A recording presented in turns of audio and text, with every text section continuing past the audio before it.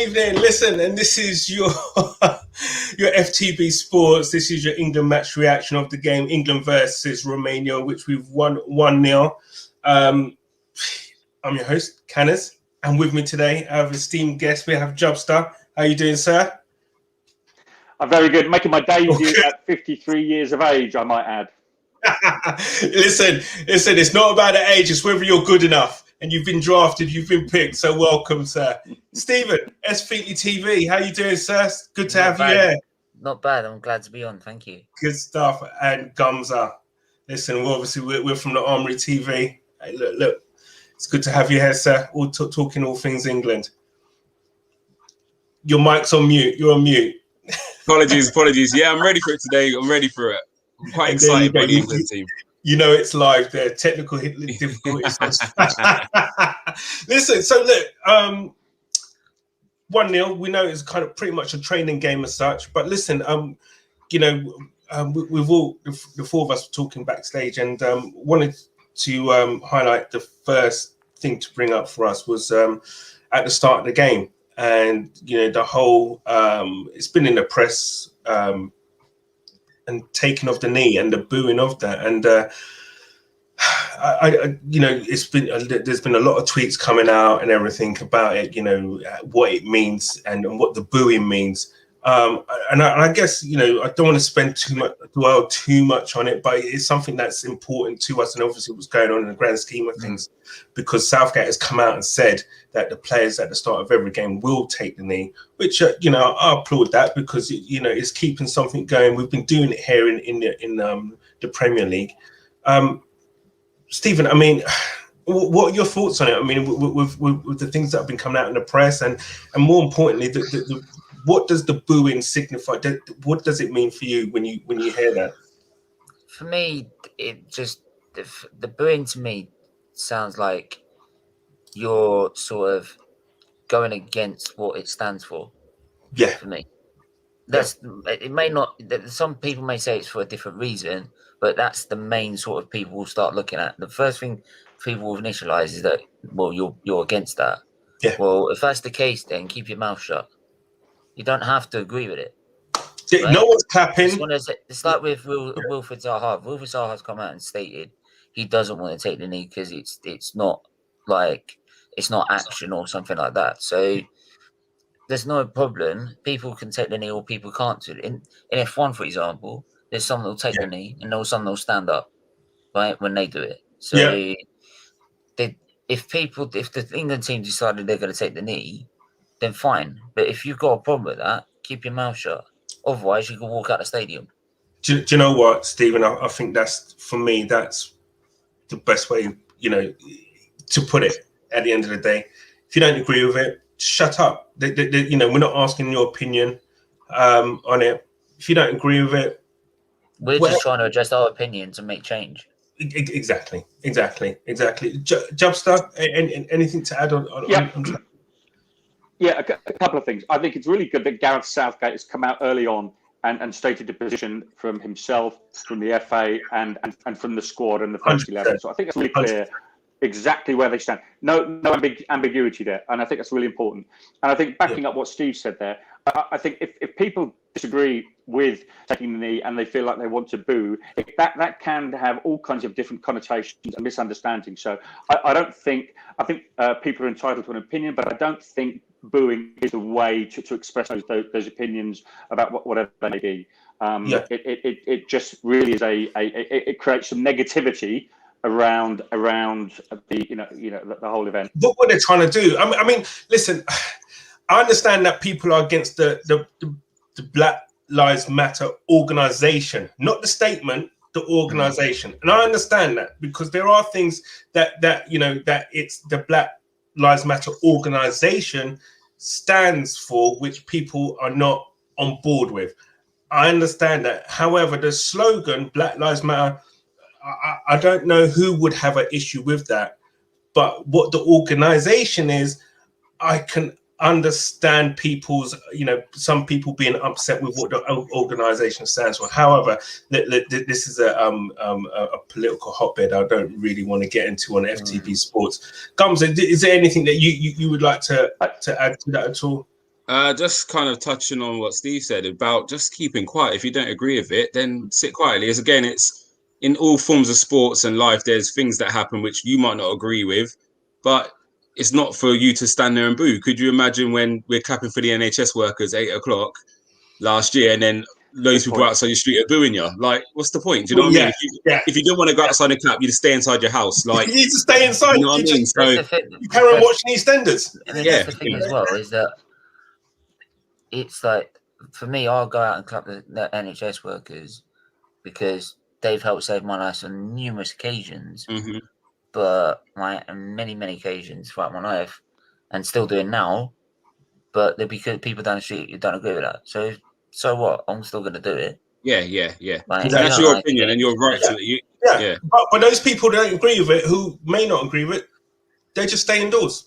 Stay indoors, have a cup of tea. But do you know the best thing about it is? Guarantee if they're ill, they'll still end up at a hospital, get looked after by NHS nurses, and those same fans probably cheered when Rashford scored the penalty. And that's the stupidity of it, isn't it? It's that level of stupidity now for me. So yeah, it's becoming silly. I think because it's such a talking point, that I think it's happening more and more.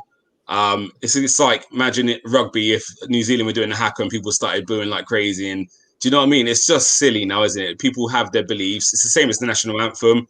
There's some people who might not believe in the Queen and the royal family, but they're not going to stand there as an English supporter and boo the national anthem. Do you know what I mean? So if you don't agree with it, you see some players don't mind it. They might just hold their badge, or sometimes they stand still, and that's their beliefs, but they're not disrespecting it. Do you know what I mean? But it's just gone too far now for me. 100%. And it's just small-minded. We kind of pride ourselves on being, do you know what I mean, a supportive country, and this kind of just lets us down. We always kind of frown upon other countries, don't we? And we've really, I think, let ourselves down with this one.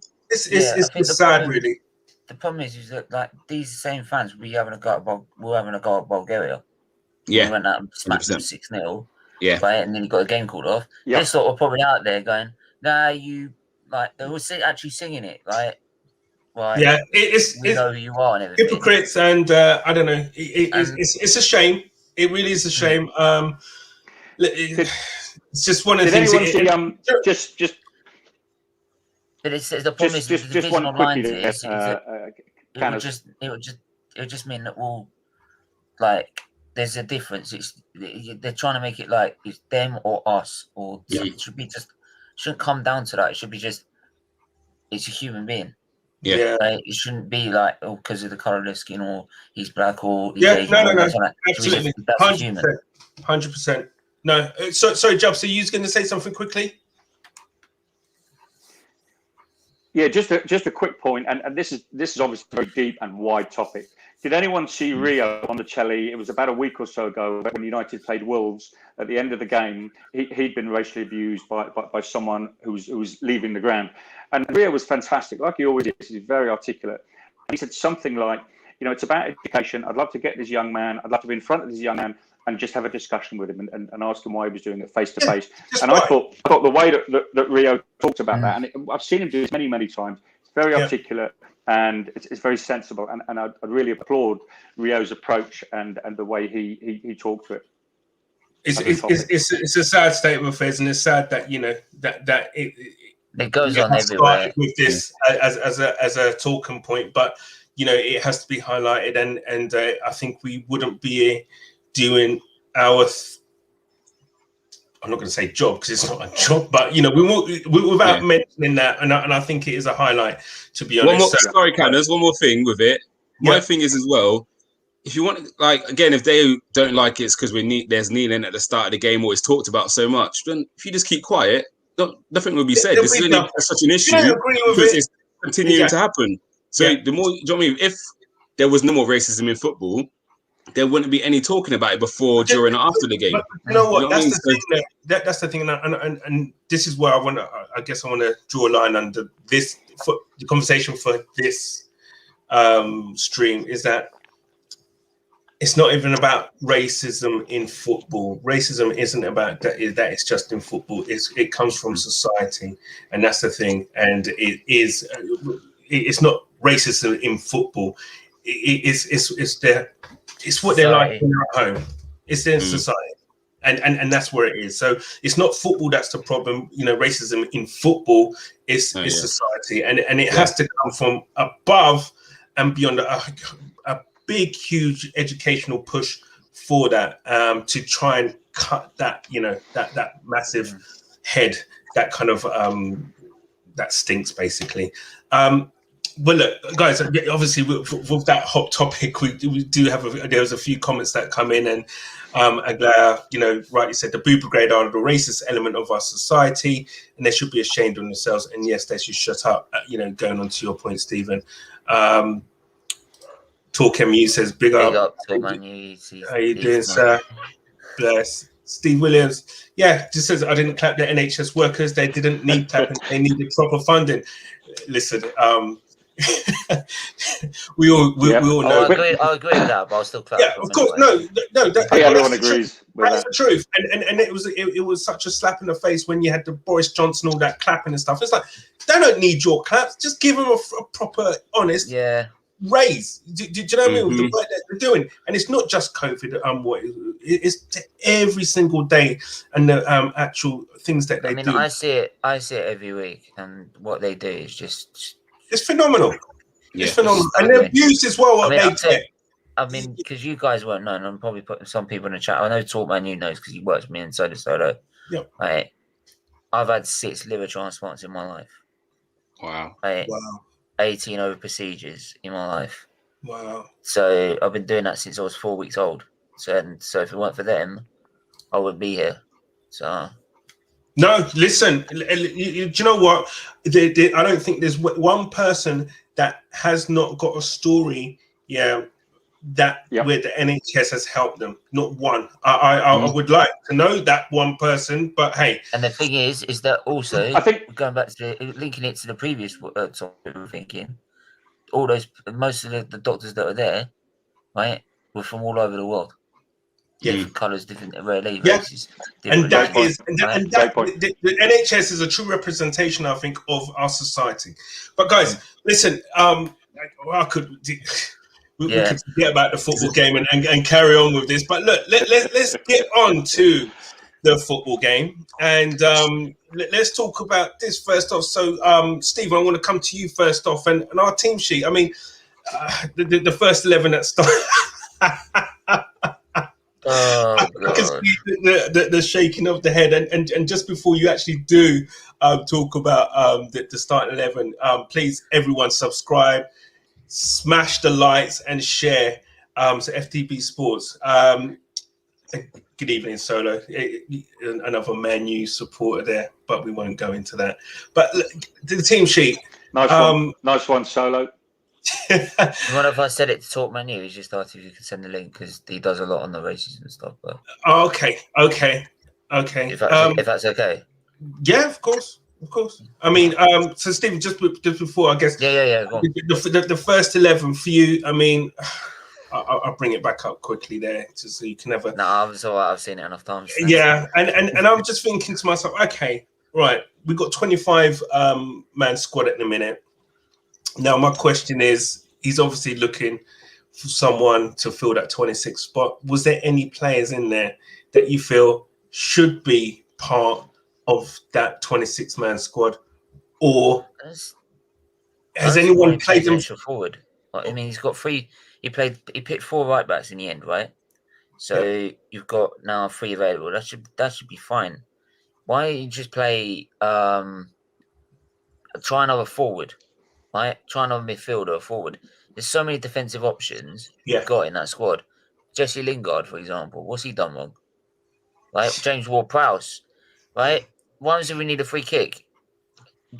Put him take free kick. His dead ball delivery is ridiculous. It really is ridiculous that he can put the ball anywhere. The thing is, as well as then, we're playing with even the game before we had the option to change, right? He was picking players that are not going to be in the lineup.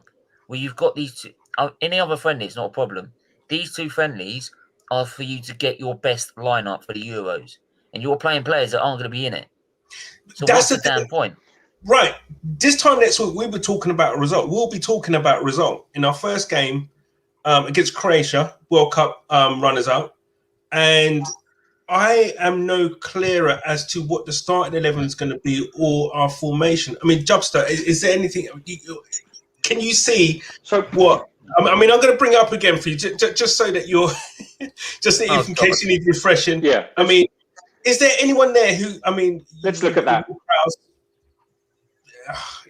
I think if we look at that 11, you might argue at a push that there's 3, maybe 4 who are going to be in the first 11. 3, yes, 4, maybe. Go on, it's almost about giving players minutes, isn't it? Who do you think will be? For me, I guess, in my opinion, it would be Grealish.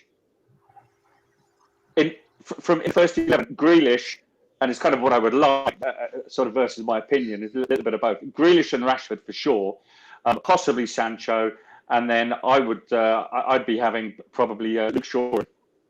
And I think the rest of those are on the periphery. Maybe Ward-Prowse. We spoke about Ward-Prowse a minute ago, didn't we? So I think we're a little bit short, or maybe have a little bit of risk in terms of defensive midfield, because you've got Henderson coming back from injury.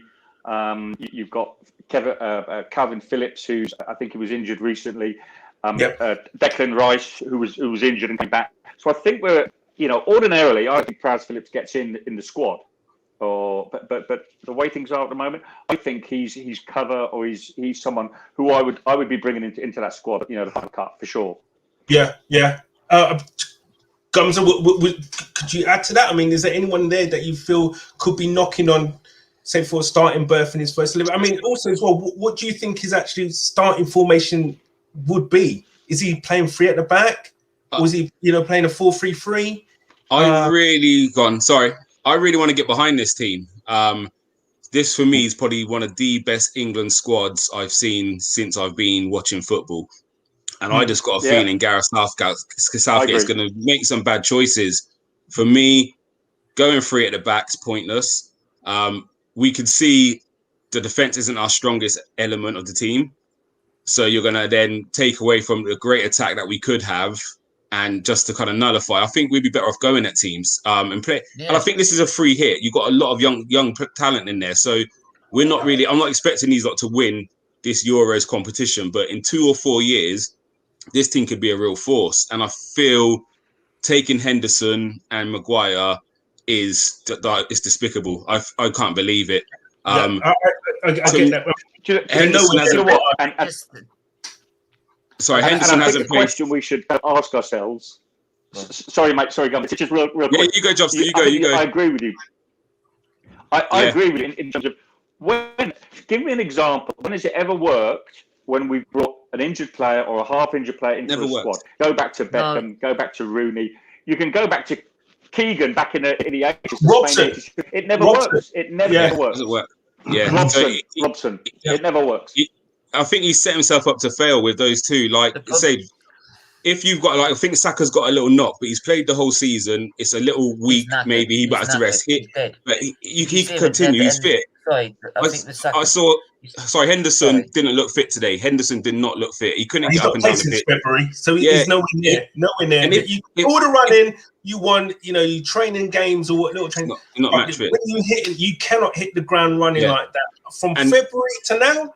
Nah, and the style player he is. Sorry, the style player he is as well. He's that combative, get around the midfield. If he was a Pirlo who wants to sit in a pocket and pass the ball, he could be at 70-80% and might be able to get through. But his style is he wants to get around the pitch. It's not. I watched him today. Yeah. He got forward. I saw Bellingham back and forth, up and down. Henderson couldn't get back. He didn't press anything in front of the back four. He was just a body, and I think that's going to end up punishing England. You've got some great young players there, and you talk about picking players on form, but then someone who hasn't played since February is in the squad. Like, it doesn't make sense. And then Lingard's left out. I think today Ward-Prowse done himself no disjustice. I think he looked good. I also think Ben White looked I was actually thinking about him. And from an Arsenal perspective, thinking to myself, ooh. He's not bad. Yeah, I think Ben White done really well. Yeah. I I think Ben White looked very comfortable on the ball, can play out from the back.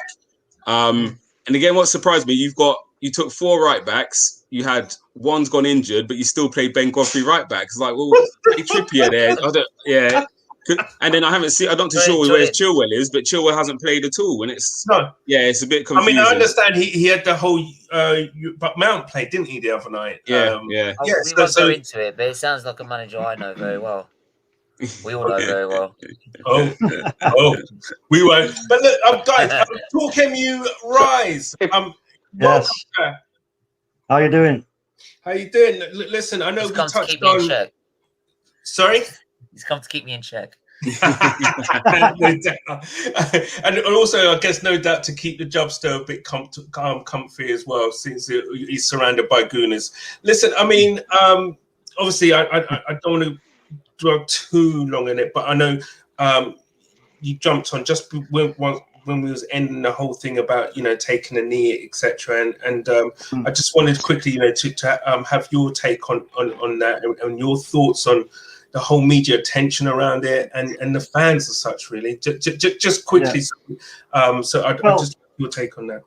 I think firstly it's something that has to continue. Those who, like somebody said in what we were talking about, those who don't agree with it, I've got a problem with it, keep your mouth shut. Simple as that. Right? Don't be booing, just keep your mouth shut. How long does it take? 8 seconds.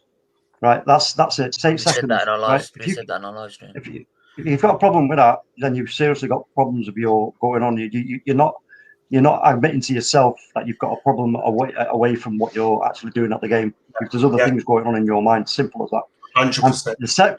The last thing I want to say is, I think it was Jubster who said about or maybe Gumster as well about and I've been saying this for nearly 12 months about education side of it. But when we talk about education for the youth, because I think there's a part of society now that we can't reach, unfortunately. There's a certain part of society that are gone. Yeah. They're out at sea. They're out at sea. They're irretrievable. However, our kids at school, they're the ones that we can now. This next generation. 100%. This has to be any form of racial abuse, homophobia, sexism, whatever. We know that. No, if they're kind of separated, and for me, they shouldn't be. No, they shouldn't be. It should be zero tolerance to all of that. Exactly. Any discrimination. Yeah, any form of discrimination, zero tolerance. There is absolutely no place for it in society, let alone in the football stadium. You know what? I will just say one thing, and I can never sort of.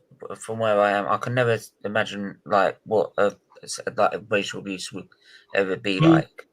Right, when I was 11, I was when I was in the when I was 11, I was going to, my liver was failing, and my skin color was turning yellow, really yellow.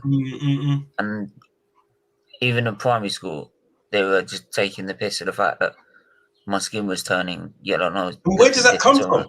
Where does that come from? They don't just turn up one day and that is. You know what it is? That's just the only thing I can relate to it. But it's just I can never relate actually what. It's a lack. It is a lack of understanding and education on the fact that what you're saying about this person isn't just it's going to be said and then they're just going to deflect it. No, it gets absorbed. And when it gets absorbed, it swells up. Right? It goes in and it swells up. It becomes a problem. Okay, this is where they're going wrong. Yeah. So for me, when it comes to educating our kids, this has to be now something that the government needs to get involved in, along with schools and everything else. That pick a certain age group where they need to be educated about this, but in a way that actually shocks them. It has to be shocking. It has to be shocking. So they go out in the playground and after school online talking to each other saying, "Shit. That was like, whoa, this is like some heavy shit, man." Yeah. It has to be put in that kind of no-go area. 100%. 100%. And I think how I think things have changed. You know how. Go ahead. Sorry, guys. I think there's a bit of a delay there. You know how I think things have changed. If we go back to the 90s and further back into the 80s, when you think about the racial behaviour that you saw at football matches. It was you look back now and you think that's shocking. That's horrific. And thankfully we see less of it. It hasn't gone completely, but we see less of it. But it's moved, hasn't it? It hasn't gone away. Yeah. We're fooling ourselves if we think it's gone away. I mean, It's online. Because they've moved it. And you It's listen to online Righty. because it's easier to hide it. It's easier. Exactly. You can hide yourself I away don't from think- not doing it. I think the problem is that everybody thinks that there is less of it, and I don't believe that there is less of it. As I said, people are a bit more kind of how would I say, covert with it, in a sense that yes, online, hiding behind false accounts on Twitter or whatever social platform it is. People have now been able to kind of vent their anger, vent their opinions anonymously. And you know what, the whole social media blackout thing, what needs to happen, because to be honest, I don't think it did anything. What needs to happen, it needs to come from the government. And if the government are serious about these social media platforms, then could you imagine what would happen to Russia on social media if you missed that penalty? Do you know what? As Even well, if the it's other thing is, I'm not David, naive. even as an Arsenal fan, like when I watched the final, I was I'm praying score. I was Rashford. No, I was Rashford. Even I was like, I hope he doesn't miss this. Yeah, Antoine That's Zebi. what I'm saying. I was thinking, thinking, oh my god, I think he's gonna miss. That's how. But hey, and that's bad. What I was going to say was, I'm not naive enough to think that this is going to be something that's going to be conquered overnight, because we all know that ain't going to be the case. It's going to take a generation. A generation a bit to get. I mean, because listen, this is not. I remember we did a stream. Remember, Stephen? We did a stream with Bargab about culture, and Bargab said to me, "Oh, would you say culture and I can't remember what everybody else he said was the same thing?" And I was like, "Nah, of course it's not. It's like culture's like broken down into lots of different elements, and it's the same with racial abuse and everything else. Sexism, homophobia, everything. It's all. There's layers. We're talking about layers here. This is like layers, and to strip back there's certain layers, the digital, like you said, Jubster there, the abuse from the stands has moved now to the digital. It's now digital. That's been digitized, right? But there is still this other element, like you say, like the covert. But I know I've seen many times where you see people who've said something and they don't really understand what they've said, and it's then been interpreted by somebody and gone, yeah, wait a minute, I think you're a bit out of order there, what you've said. And they're like, really? Why? What did I say? And they don't really understand the context of what they've said. Yeah. But that's the other layer of it. But for the digital side of it, then I know we had a conversation as well about that. You cannot, like Twitter, Facebook, and all the rest of it, can't just ask people all over the world to give their details, because there's certain parts of the world where then they can be tracked down by the government, etc. And then all these. So we know that. However, from my point of view, it's a case of but listen, just because I can't swim doesn't mean the rest of my family can't go swimming. They can swim, I can't. So what? They can still go. So what I'm saying is all your countries that can do that without any risk of the government knocking on your door, dragging you away, locking you up for 25 years, then let it be, and say, okay, now if you want to join our platform to be a decent human being and just share good information and not be a waste of space, you've got to give your details. If you don't like it, jog on. And then don't. Yeah, it's too easy. Twitter's just too easy. It's way too easy. Even I experienced it. Twitter's just horrible. But I don't want to It's football. Yeah. I think you're gonna ask me about the football, aren't you? Yeah, I am. You know what? To be honest with you, right, that team sheet, I was like, wait a minute. I even tweeted it. I said, yeah, wait a minute. Why are we playing a lot of players that aren't even going? And somebody tried to convince me that it was good for the squad, and I'm like, no, it's not. No, it's not. How? It's not. It's not going to be there. I think there's two things here, though. I think there's two things.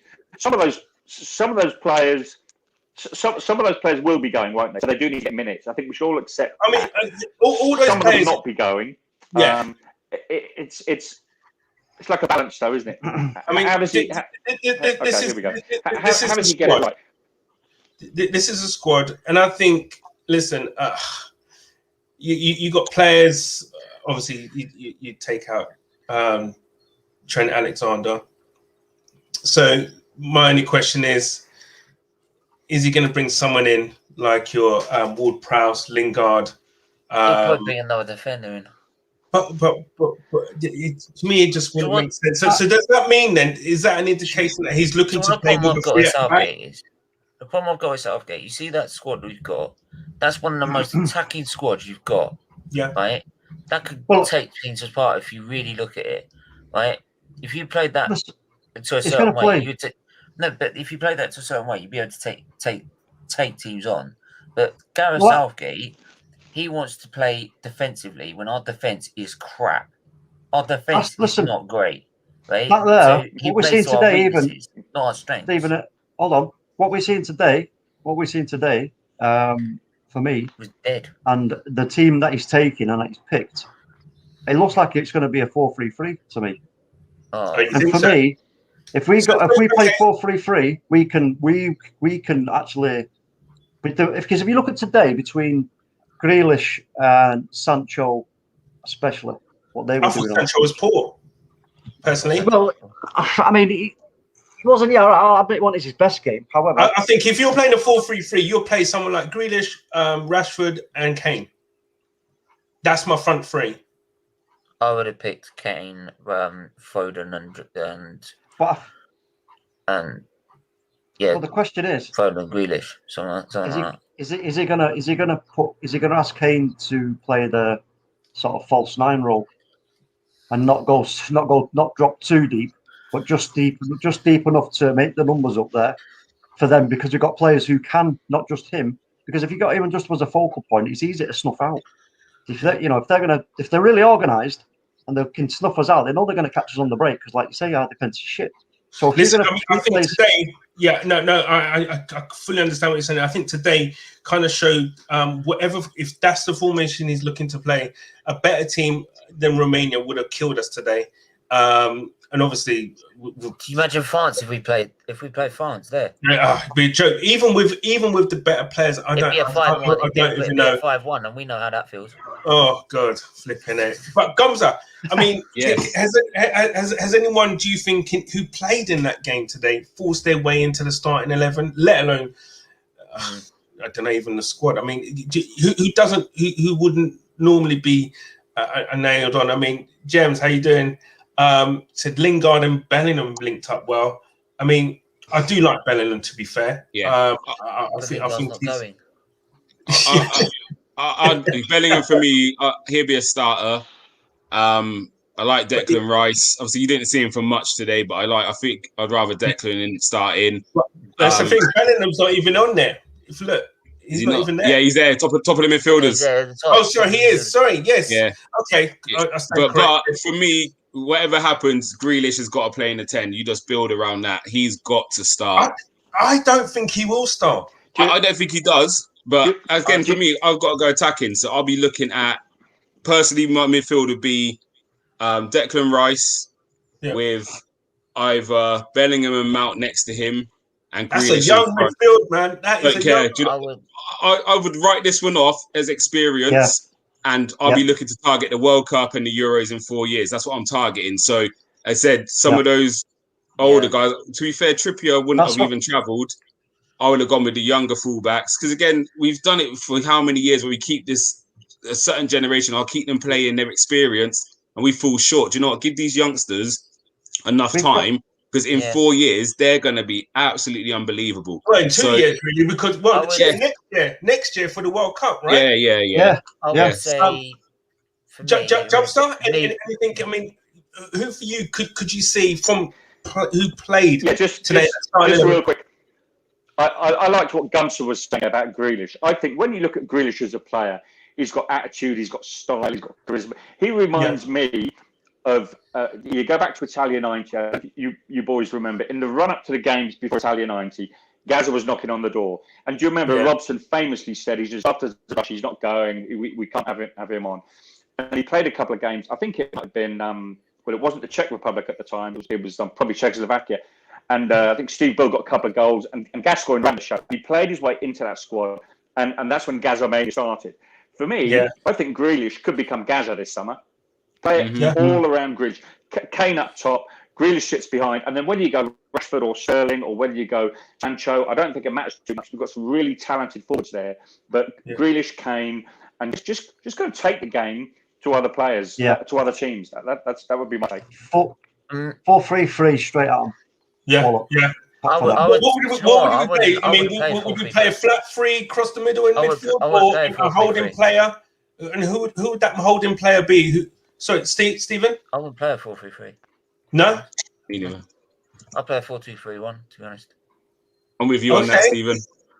Okay. 4-2-3-1. I'd Henderson. 4-2-3-1. No. Steve, hold on. Stones. I've just said, hold on. I've just said, listen, you put Harry Kane. Hold on. No. Listen, you put Harry Kane up there on his own as the lone man, and then you just try and feed him. No, we're going to get slapped. We're going to get snuffed out. End of. It's got to be, if he's going to go with this young team who are full of energy, right? Full of energy. They're full of my squad yet. He's got, I don't care, right? He's got to go 4-3-3 if he wants to have any chance at all getting anywhere in this competition. Look at. All right, what other teams have played that? I've played 4-2-3-1 in the Premier League this season, apart from Man United. City. But how many times did City play it? Not that often. They rotate a lot, but De Bruyne gets that free roll in front of the others, don't he? And he just does a madness with it. But for me, and I said it ages ago. You're not going to. I would have. Hang on. I don't think. Go on.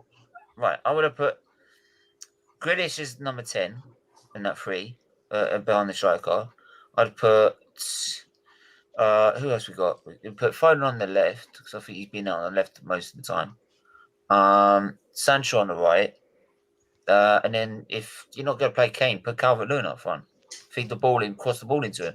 He'll get on anything. So you wouldn't play Kane? Full stop. No. Why not? Let me jump in. Let me jump in quickly. So we're saying about getting support up to Kane and the rest of it, but Tottenham play 4-2-3-1. And what they done is Kane dropped in and Saunders stayed high and left, and Kane just kept feeding him. So there is ways around it. Yeah. And if you've got Mason Mount's got a lot of energy to do the box to box. Yeah. So if you put Declan Rice with Mount, Declan Rice holds, and Declan Rice can go as well. So them two can naturally do the box to box. Kane can drop. Grealish will float. You just hang Sterling or Foden out there and say you just kill, get one-on-one. It can work if you've got a good coach to coach it. There's a couple of things there, though. I've got a little issue with is that what I want to bring in is that three of our wingers have been poor. Their form right now has been poor. Rashford, Sterling, and Sancho. I think all three of them right now have been poor. Listen, Sancho's not been doing that well recently. Gumza, don't give me those eyes. You go back and have a look. Have a look at the last couple of games. He's been playing all right. Today, I've just not in England. But look at his form at Dortmund. He's hit a bit of form again. But yeah, he didn't look. I think Rashford looked better today. To be fair, he may look better, but he's still far off from what he is. And Sterling, I thought he would have played today. We're forgetting the golden boy. We're forgetting the golden boy. What? Rashford. Don't forget Saka. Don't sleep on him. Might have to be. I don't think. I mean, the problem with Saka is that I think he can play so many positions. Sometimes that can be his. That can be against him. I just want to get through a couple of the comments because we've got loads of comments, and I just want to get through a couple of them. Gems. Mings has been a bit too feisty at times. We've been lucky not to concede a penalty. He needs to be more disciplined. I mean, with our back four. So I would say definitely for the first game, let's rule out Maguire. So who are our central defensive pairing? It looks like to me that Mings will be one and it will be another. John Stones, probably. I mean, John Stones. Has to be Stones, doesn't it? Has to be Stones. Has to be Stones. I think Stones and Cody. I don't think Mings starts. That's different. You think so? Yeah, Okay. and if he goes with Cody. if he goes with a 3, Mings might get on the left side, but I think Cody will get the start ahead of him, because I do agree with that comment. I think Mings has looked a bit out of his depth in the last I couple think of so games. as well. I think that do you know what, the back five for me for years, right? Okay, maybe on the flanks we're still quite strong, but I think the goalkeeper and our central defending pairing, I think, hasn't been as. That's normally one of our benchmarks, one of our foundations as an England team. You can go back in, for tournaments and tournaments, from like Terry, Campbell, Ferdinand, Adams. Or whatever. Do you know what I mean? But also as well, for me, our keepers are poor. Have we ever gone into a tournament with 3 keepers which are this? Well, Pickford's our number one. All Pickford's good for is like when he kicks the ball, he's got a great follow through. He looks great. No, do you know why it's That's called? about it. You know what I mean? No, do you Like know a why golfer. It looks good for the camera. Do you know why it's called Pickford? It's because he's always good at picking balls out of the net. Yeah. But that's the thing, though. It's like I can't remember a tournament where we've gone into. Well, maybe the last World Cup, but I would have put Nick Pope in there. No, is he not been? Yeah, but he's injured, isn't he? Oh shit! He's got he's got an injury. You know what? He's having surgery on his teams. And Canners, I think you're right. Your comment from a second ago. All teams, whether it's international teams or club teams that win stuff, that win things, they all have a spine, don't it? It always starts with a goalkeeper, centre half pairing. There's a spine through the middle. There's and then you hang off of that. Yep. They're the first 4 or 5 that always play. We haven't got that. There's lots of talented players in this squad. I think Steve, you said it earlier. It's a fantastic squad, but it's not settled, is it? We don't have a first 11. I'm a bit worried about our spine. I'm a bit worried about our spine, and all the big teams have a fantastically strong spine, and I'm a bit worried about us going through it. I mean, up top, obviously, I think if Kane plays it well, according to Steve. So just say, hold on. I'll just say. There's from that what I watched today, because obviously he's not going to send them out there playing that kind of one-touch pass and move football if that's not what his plan is going forward into the competition. But there was some really good play in there today. I thought there was some really good, the way they moved the ball quickly and sort of, got through. But again, that was my worry is when you go back and to watch it, you see how we just continually get blocked out. Yeah. And this is something that I think if you do a 4-3-3, you can have your left back, right back, whatever you want to call them, wing backs, full backs, whatever. You can have them moving up to provide the outlets, the recycling the ball or whatever, or the crosses, overlaps, whatever you want to do with it. But it's going to have to be at times. If you come up against that low block, you're like, oh crap, okay, we can't. The marking Harry Kane, they're all over him. Then it's going to go wide really quickly, and then bang, it's going to come into the box and somebody's running onto it. Yeah. Other players. Yeah. But if you don't do that 4-3-3 and we just do the 4-2-3-1, I can see us getting caught out because we'll be concentrating so much on the midfield that we'll lose opportunities down the sides, and they'll just be like, "Yeah, I know we're comfortable here, block him out," and that's that's the end of that. Yeah, God, I mean, I don't know. It might be a blessing or a curse that the first game is against such a strong opponent, but we'll see. So I just want to get through some of these comments that we have in there. Gems again. Johnston made a fantastic save as well. That could have been 1-1 if he hadn't quickly got to his feet to make that second save. Yeah, I have to say that second save was tremendous. I mean, if I'm being highly critical, I'm saying the striker's got to finish that. But anyway, hey, it was a great save. Let's blame the striker instead. Yeah. James, 4-3-2-1. She's with you there. Who said 4-3-2-1? Was that you, Stephen? Stephen. Yeah. And Jobster 4-2-3-1 again. Yeah. Hey, what happened, Anthony? Sometimes Jobster and Jobster. Because you can say with that spine as well. You could have like Maguire, like as maybe once you get Maguire fit, you put him in there. And then you'd have Henderson. You can even use Henderson. Not never have to use Declan Rice. You could use Henderson and have Money Mount there, right in the midfield. What about if we? Do you know what? If we, let me just say this: if I was the manager, right, of England now, and you were on my coaching staff, and I said, right, guys, listen, we've got so much great going forward talent here. We've got some good talent at the back, but we've got more going forward. I'm not even too concerned about the back. I'm just going to give the instruction: you just go out and score as many goals as you can. Don't worry about the back.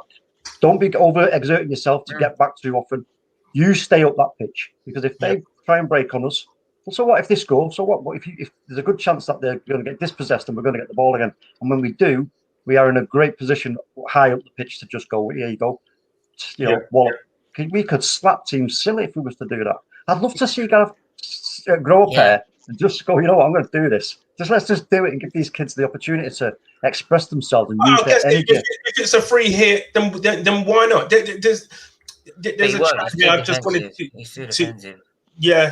to highlight where Steve Mackay said Declan Rice was a basement battler for 2 years before Suchik arrived. England will get murdered on the counter. I mean, we were saying that he was at the base of a midfield. I mean, well, him being at West Ham and stuff, but I think he's a different player now, to be fair. Yeah, he's much better than that. His positional play, I think right now has gone up. I think this year he's really grown as a player, and he's come into the right form, I think, for these Euros.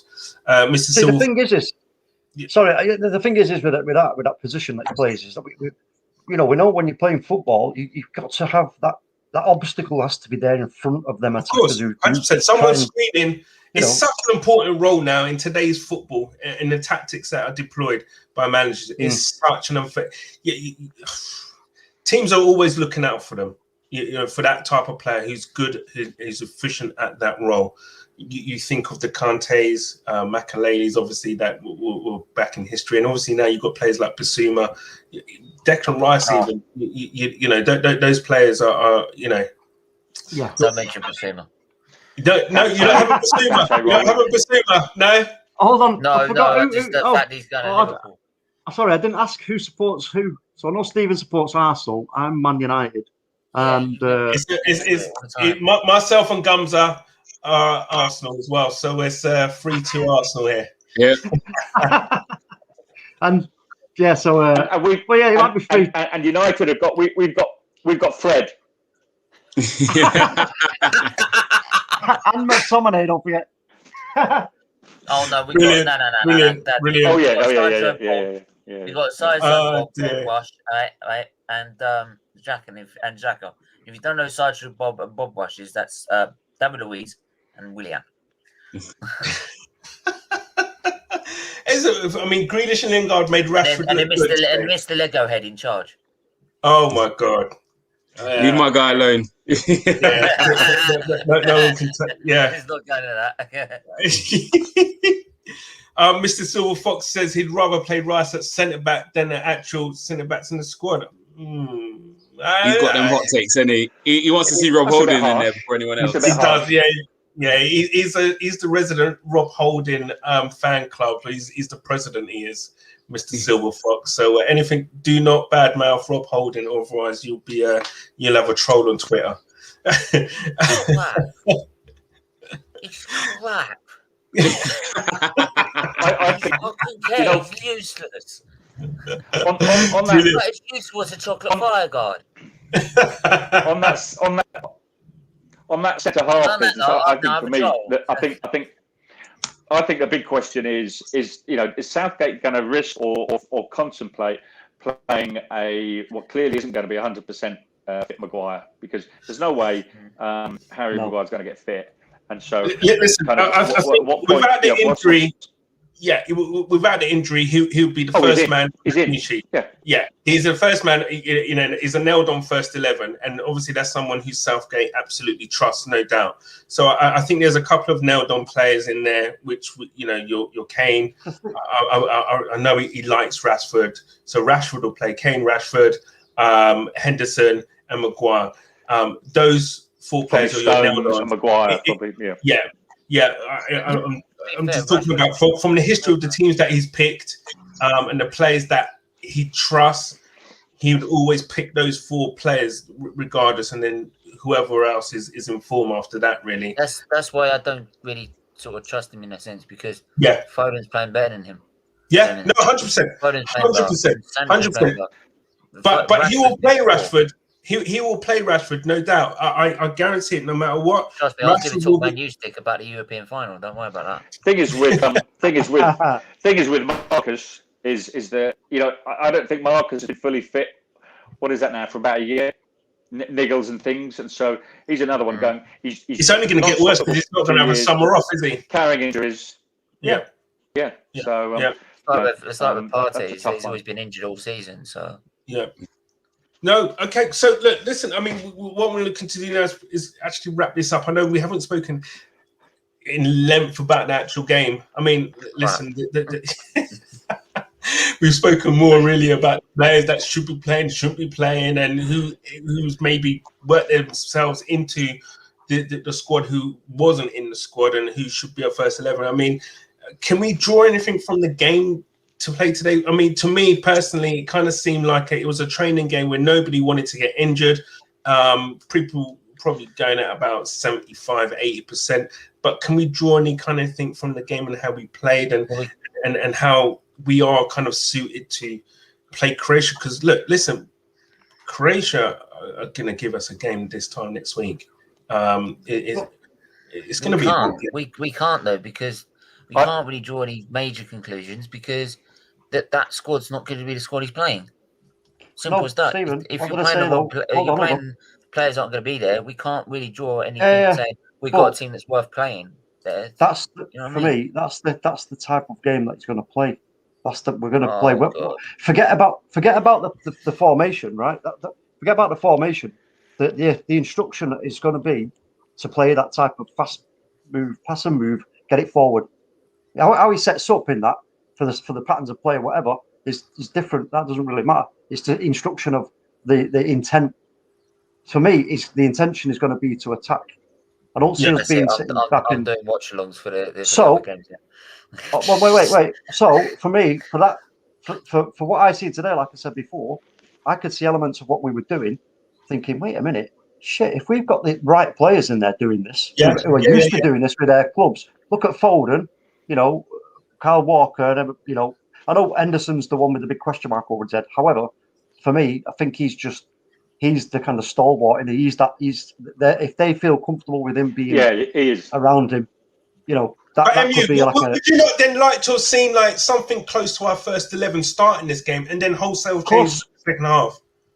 Yeah, I mean, I would have liked that. I would have. That's why I asked the question on Twitter, and I was wait a minute, what's going on here? But like I say, I do think that it's quite. I was quite excited actually to see what I was seeing, because I was thinking, wait a minute, this. I don't think teams are going to be expecting this, and what I don't believe as well is that I don't think teams are going to be able to cope with us if we're doing that kind of fast passing and moving and being, floating about all over the shop. But with the skill we've got. Yeah, we've got a lot of players who play for big teams, to be fair, and who are playing well on that European stage. Can I just ask one quick thing as well? Is that one thing, Miss Melina, big up yourself as well. Big up, Miss Mel. I can't. For me, I don't think Southgate's good enough for me, and he's wasting that squad. And I think we need someone better. Arsene Wenger. Oh, get out of here! Do you mind? Do you mind? I think that's. He would love that job right now. He would love it. No, he's the reason next season's offside ball is going to be screwed, right? Who let him in charge of football, right? He's bad enough at Arsenal for the last 12 years of his career. Oh dear, but no, I mean, I understand what you're saying about Southgate. Not saying that you've by your name you got Southgate out, so I'm not going to say really and truly that you're a Southgate fan. But who would you then have in place of Southgate? Who do you think could do a job for England? Anyone? Think about that. While she's thinking about that, let me make a point. I think Southgate is naturally a pragmatist. How many semi-finals have England been to since 1966? I think we all know the answer to that. And who took us to one of those? It was Southgate. So I think we've got to give him a little bit of respect for that. Yeah, but did the stars align with that? To be fair, Yeah, I think the stars aligned. Colombia. Maybe. I think the stars aligned with that. I mean, the reason we beat Colombia is because Southgate didn't take the penalty himself. Yeah. No, let's have it right. I mean, for that World Cup, I just thought that we kind of just landed us. I was like, "Frig's sake, how are we here?" kind of thing. I mean, but if we came up against a half decent team on the way to the semi-final, well, we came up against a half decent Croatia, and we didn't have the answer. That was my honest opinion. I just thought we should be beating Croatia. Personally, I felt Kane didn't swear it. So I blame him. Oh yeah! Oh god! Yeah. For me, I think it was telling with the under-21s this year. If you go all through academy coaching, all the way up to the first team, everything's about playing football and expressive players. You look at the players we're bringing through now; they're so expressive. Like we've never had a batch of players who play this style of football before. Do you know what I mean? We're a very pragmatic team, England, aren't we? Very much pace, power, hit long balls, chase things. Like now they're actually playing football. So I think you need coaches in charge. And AD Boothroyd is the prime example of you've probably got one of the best under-21 team worth of talent in the world. I'd take Eddie and you've got you didn't even make it to the qualifiers. And I think England are at the same stage. Yeah, look, we're going to win games because we've got quality there. But to take us to the next level, I think you put a Brendan Rodgers in charge of this, and you watch the football these guys play and how you move forward. Not saying we're going to win with Brendan Rodgers in charge, but I think with these players, you need a manager who's going to be able to get the best out of your Grealish, get the best out of your Mounts, your Fodens. England for years, we've never got the best out of these players in tournament football. Realistically, who do you think we can get? I mean, realistically, because I don't think we can get Brendan Rodgers. But I think that sometimes I like the Rodgers shout. I like the Rodgers shout. Do you know what? I think sometimes you've got to do things a bit different. There's no reason why you couldn't say you build a collective, a bit like how you have a director of football now, you have a head coach, and you have then the guys behind the scenes who do the transfers. Why can't you look at something different where you're saying actually it's a collective? Brendan Rodgers is your coach for the for the tournaments, but actually behind the scenes he has a say who he gets picked, but he has teams around him who do the analysis, so he can focus on his club football and then do something a bit different. Because again, football's changing. It's not like it used to be. Do you know what I mean? When you look at Wenger, Ferguson, them lot control the club from top to bottom. International football, it's not. Do you know what I mean? The qualifiers, it doesn't matter. I could go and manage the qualifiers and get England qualified. So all you're talking about is just the big tournament. Do you know what I mean? So we have Wally with a body. Yeah, I'm better than him. If you see my football manager resume, you know I could do the job. Raffle for England manager. Okay, we'll put you in charge of Arsenal then. Yeah, I'll show you my save. Yeah, is Rafa Benitez still relevant? Is he still? Yes. No. Yeah. Just one thing here, just as well. James makes a point here. Too much change in squad for friendlies so close to the starting match. I agree 100%. Team selection will probably be based on if Henderson is fit for the attacking player selection, and I agree with that. But the thing is, though, is it a risk to play Henderson in the first game? He's not fit. Jubbers, you go. Sorry. I think it's a good comment. I think it's a good comment that James made there. It will be based around Henderson. Clearly, he's and there's a distinction here. He's fit, but he's not match fit, is he?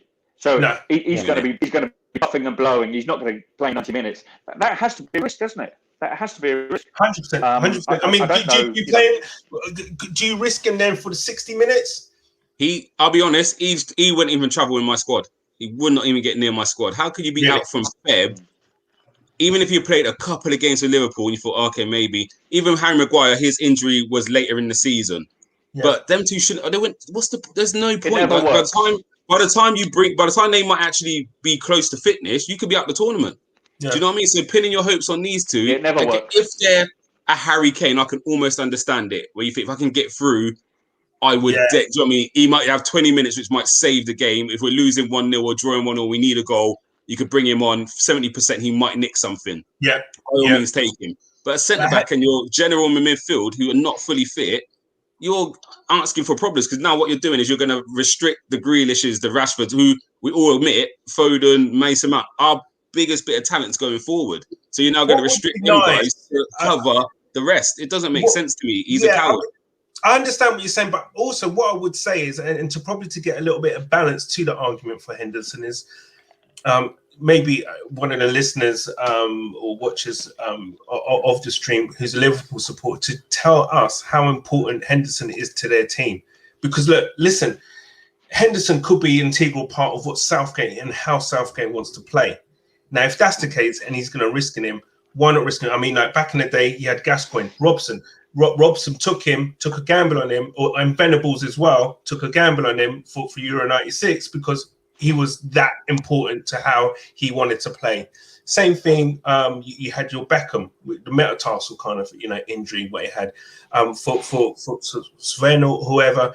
Beckham was integral to how he wanted to play. He was that bigger player, and it may be with Liverpool how badly they've done this year has been because coincided with Henderson not being fit and not playing. Canners, I'm going to challenge you, Canners, because the problem with Liverpool is when if there's any Liverpool supporters out here who say they absolutely. I'm going to challenge you, Canners. Sorry, just let me go quickly. Is when the problem was Fabinho and Henderson playing centre back. Once they put two centre backs in, they was not meant to get Champions League, and they found form without Henderson in that team. He's not that important, I don't think, personally. Yes, he might be a good leader. Take him as a background member, then he can just give a team talk. But his position, you get them players who are mavericks, who a dime a dozen. So to me, a Grealish is someone who brings something completely different, where you can't go and find that. Not being horrible, Henderson's probably replaceable.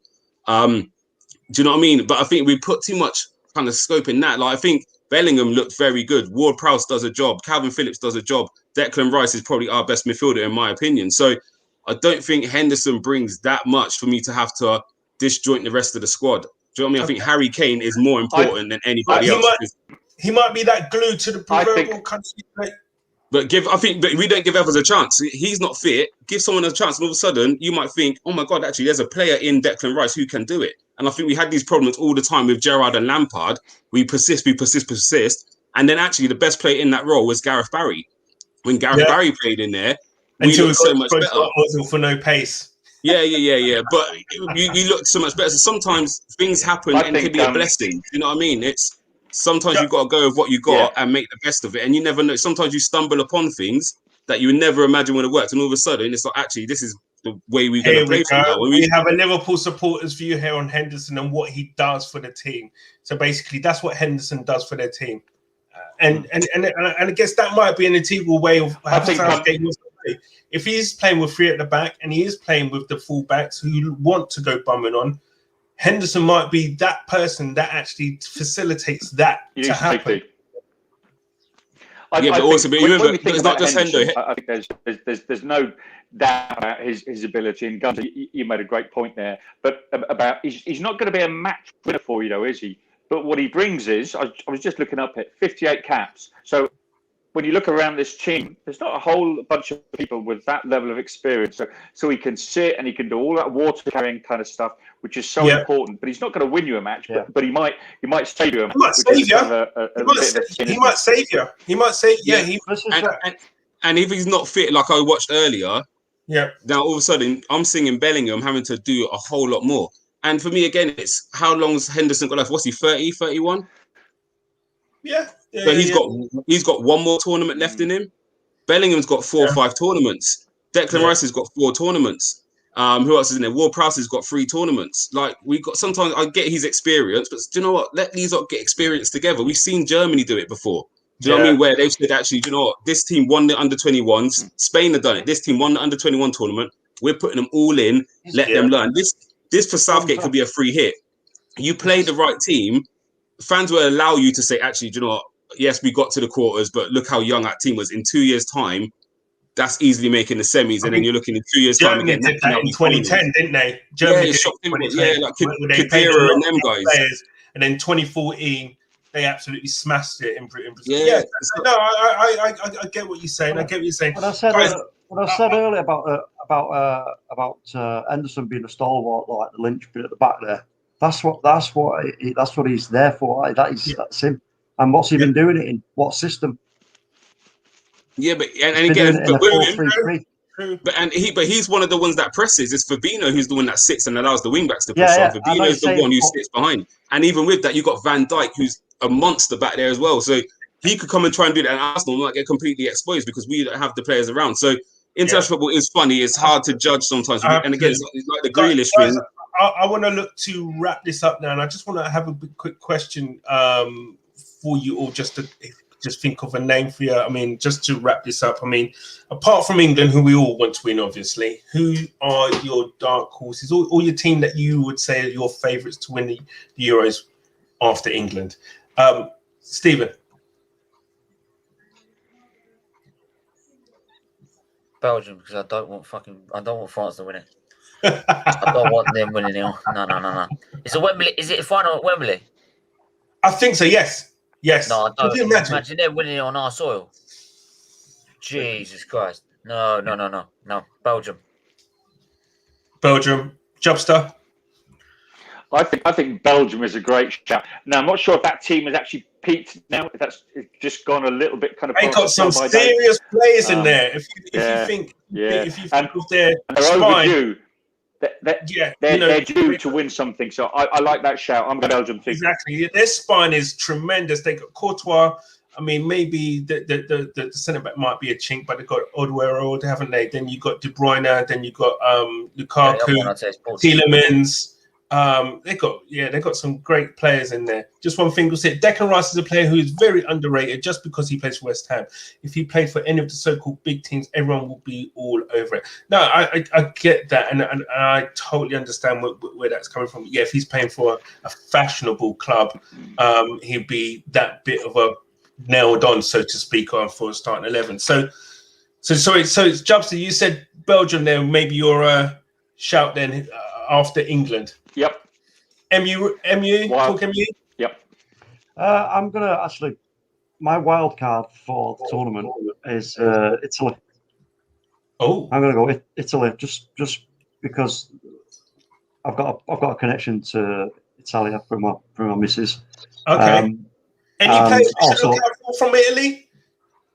I feel like just the obvious ones that nobody seems to be talking much about. You know, the forwards. Especially Immobile.